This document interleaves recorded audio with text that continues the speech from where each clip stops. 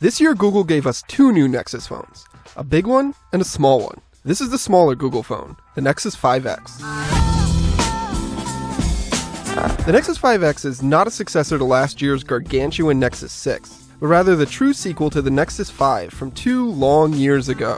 It's got nearly everything that made the Nexus 5 so loved by Nexus fans. Strong performance, a compact size that you can easily use in one hand, and a sticker price that doesn't break the bank. This phone was specifically built to make a lot of people happy, and for the vast majority of them, it should do just that. The Nexus 5 wasn't exactly the best designed phone, and the 5X follows along right in its footsteps. The best way to describe this phone is generic. It really looks like a reference design for what a smartphone should be, and not much more than that. The materials LG and Google used here back that up.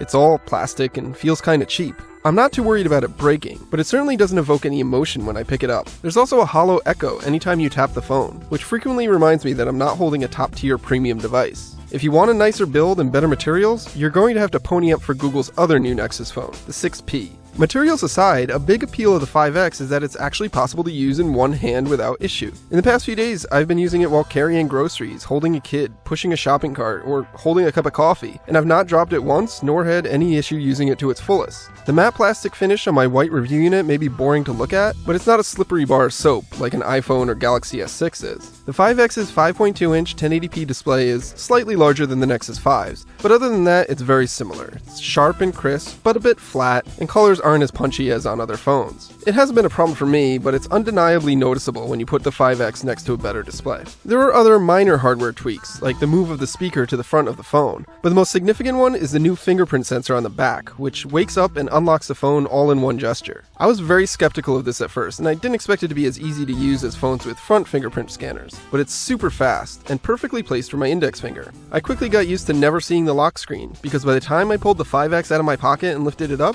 I'd already scanned my fingerprint and unlocked the phone. It's really a great experience, though of course the downside to this is that you can't use your finger to unlock your phone when it's sitting on your desk. The other big hardware update is the new 12-megapixel camera, which is paired with a dual LED flash and IR sensor for autofocus. It's housed in a slight bump on the back of the phone that's 100% completely not a big deal. It's the same camera sensor that Google is using in the higher-end 6P, and it's easily the best shooter a Nexus device has ever seen. In most conditions, it takes really great photos, which can stand next to the best of the smartphone world. As lighting gets trickier, the 5X can stumble, but it's so much better than any Nexus phone before it, there's little room to complain. Most of the time, you'll get great photos and no one will be the wiser. But if there is something to complain about here, it's with Google's camera app, which is too bare bones and slow compared to virtually everything else. Under the hood is where things start to divert from the Nexus 5. The 5X is a powerful and capable phone, no doubt about it, but its Snapdragon 808 processor and 2GB of RAM aren't up to pace with the top phones in 2015, and there are points where that shows. Most of the time performance is great, it's got smooth scrolling and responsive interactions, but every once in a while, I'll open the camera or another app and the phone will just hang for a few seconds while it catches up with itself.